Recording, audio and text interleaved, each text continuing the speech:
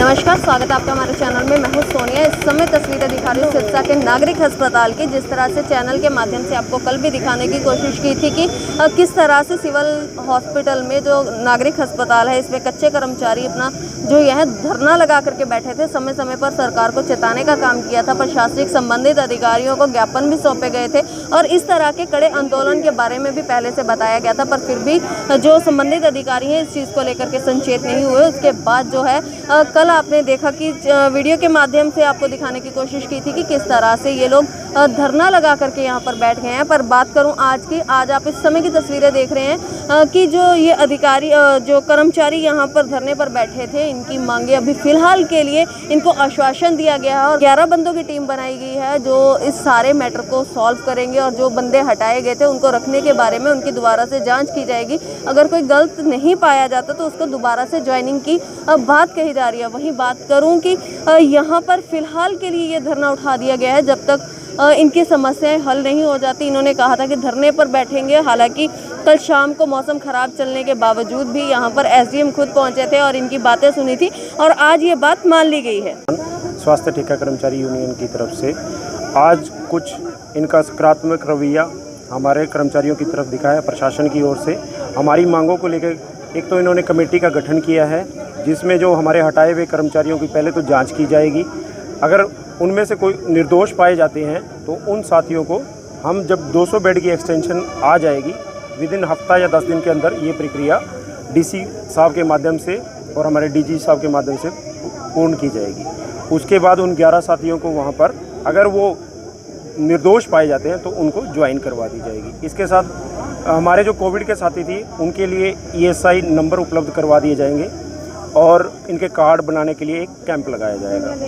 इनके EPF के लिए कर्मचारियों की स्वेच्छा के अनुसार इनके EPF की जो कटौती है वो शुरू कर दी जाएगी और अन्य जो कर्मचारियों की समस्याएं थी उसके लिए प्रशासन का एक सदस्य होगा, कमेटी का एक सदस्य होगा और एक SKS का सदस्य होगा। तो कोई भी जैसे भविष्य में कर्मचारी को हटाया जाता है तो उसकी निष्पक्ष जांच करके उस कमेटी के द्वारा उसकी अगर दोषी पाया जाता तो उस कर्मचारी के साथ हमारा कोई योगदान नहीं होगा। अगर वो दोषी नहीं पाया जाता तो उसको हटाया नहीं जाएगा। माइन्यूट्स ऑफ मीटिंग के अंदर उन्होंने 9 मुद्दे हैं जिन पर सहमति बनी है और कार्यालय की तरफ से हमें लिखित में आश्वासन मिला है।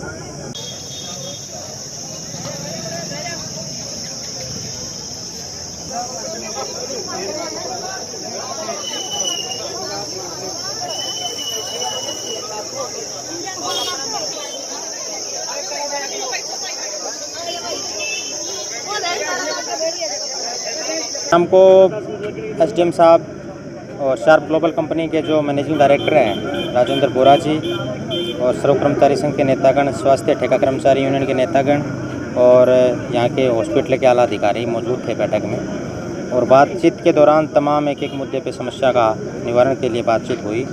उसमें कुछ मुद्दों पे सहमति हमारी बनी। उसमें स्पष्ट है कि इनके निवारण के लिए आउटसोर्स कर्मचारियों की जो समस्याएं हैं उसको लेकर के कमेटी का गठन किया गया है। इसमें से एक पक्ष CMO ऑफिस से, दूसरा पक्ष शार्प ग्लोबल से, तीसरा स्वास्थ्य सर्व कर्मचारी संघ की तरफ से 3 साथी बैठेंगे। सोमवार को एक कमेटी का गठन हुआ है, सोमवार को कमेटी बैठेगी।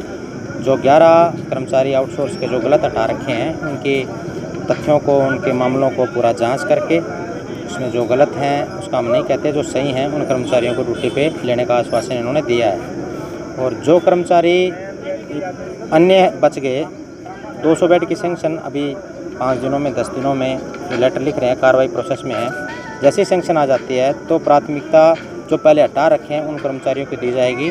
उनकी सूची हम इनको दे देंगे। उन कर्मचारियों को नौकरी पर लगाने की बात इन्होंने की है।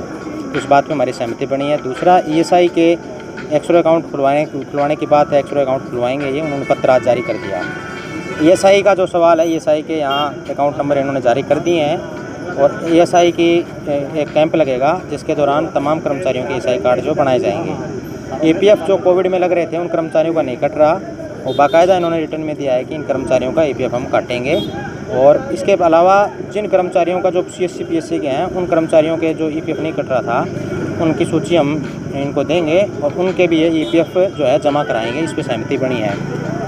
साथ साथ नए टेंडर के नाम पर किसी कर्मचारी को ना हटाया जाए, ये प्रशासन ने आश्वासन दिया है, रिटर्न में दिया है, किसी कर्मचारी को नहीं हटाया जाएगा। एज इट इज जो पुराने कर्मचारी लगे हैं वही काम करेंगे।